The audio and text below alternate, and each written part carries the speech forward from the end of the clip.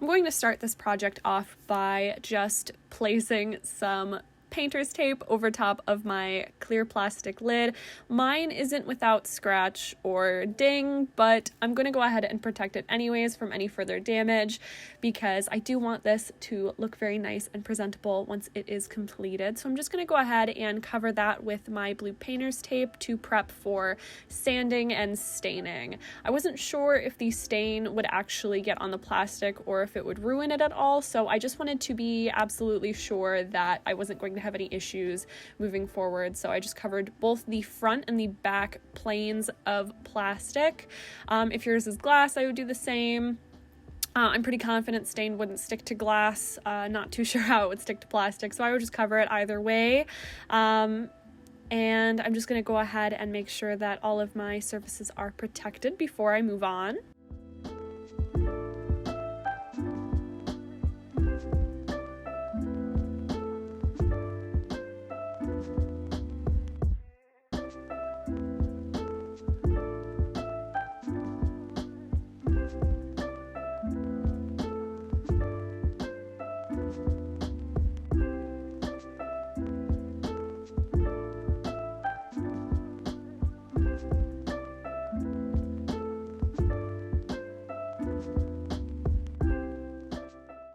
Once that is done, I'm going to be taking a rough grit sandpaper and getting rid of the varnish that is on this piece.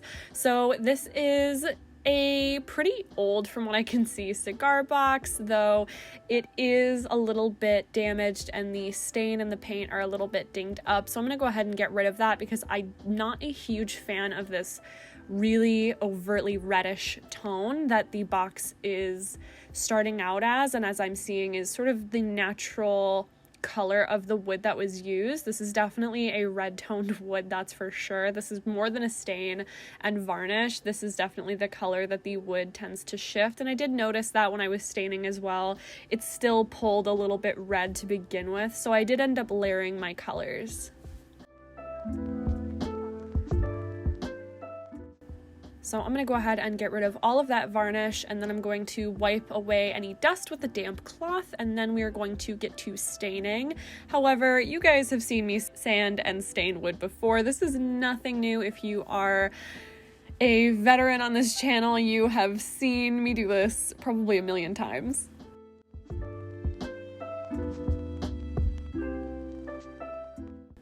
So with all of that off, I'm going to go ahead and layer on a dark brown tone along with a black stain. So I didn't want to paint this box. I still want the wood grain to show through, and I sort of want it to look a little bit antiqued. I want it to look like it's been through some things. I want the staining to be uneven. I want the staining to not take in certain spots and to take better in others. And that is because I want this to look really old and really handmade. That is sort of my way of incorporating the natural dings that this has to it and the natural imperfections that are in this wood from either not being taken care of super well or just being an old cigar box. I mean, how well do you take care of a cigar box? I'm not even really sure. But I'm going to go ahead and wipe off some of that stain right away, and then others I'm going to sort of layer over top and leave for longer. So I'm just layering the two colors, the brown and the black, over top of one another.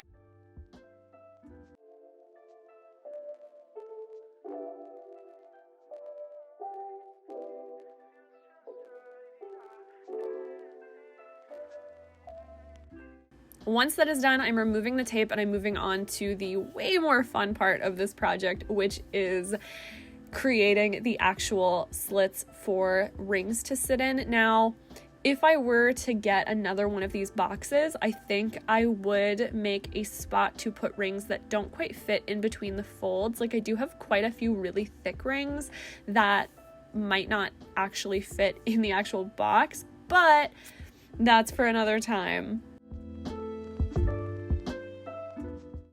So I went ahead and got this heather gray fabric. This is a felt. This is a really basic material. Any craft store or online fabric shop should carry this. So I will link the one that I used in the description below. Unfortunately, it is from Amazon and it is much lighter in color than I was anticipating. However, it did end up working out. I think it looks absolutely stunning in the end, though I'm not quite sure this was the actual color that I ordered. So that's a little disappointing.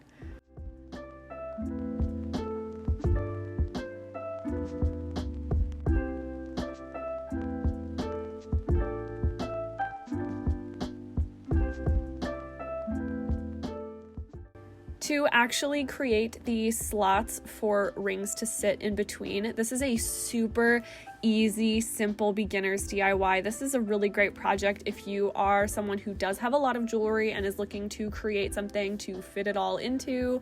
Basically what you do is you take a slab of felt, that or any fabric really, and you're going to go ahead and roll that as many times as you would like. I rolled mine, I want to say 5 or 6 times, just to get a nice thick sort of bolt of fabric before gluing that down and trimming it so that I could actually fit it into the box seamlessly.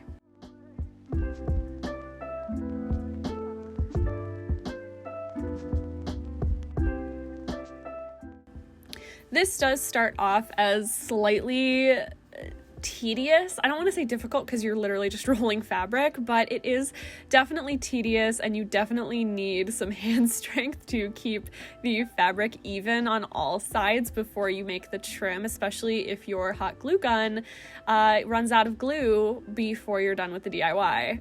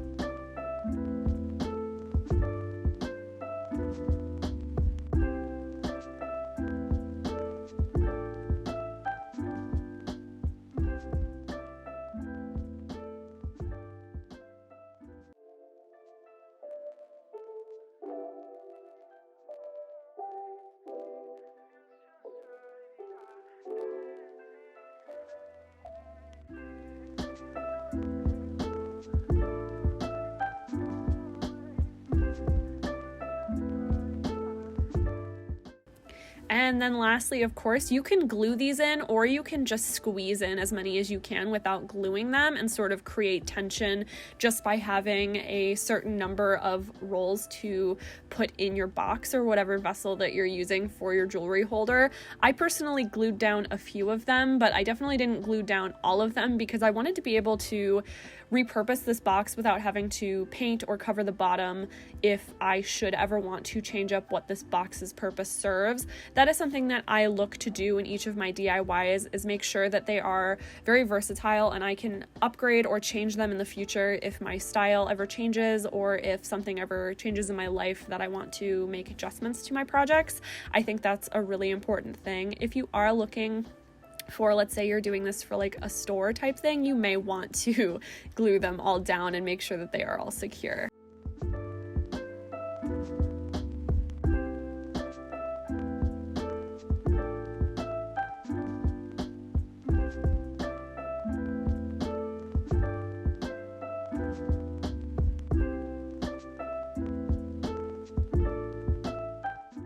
So as you can see, my rolls aren't cut perfectly because the bottom janky edge is going to sit at the bottom. No one's going to see it. And then I'm going to make sure that I squish down each piece of felt that I'm putting into this box, just to make sure that the tension is there when I start to insert the rings. And after a few more rolls were placed in the box, I'm gonna go ahead and show you what the final project looks like.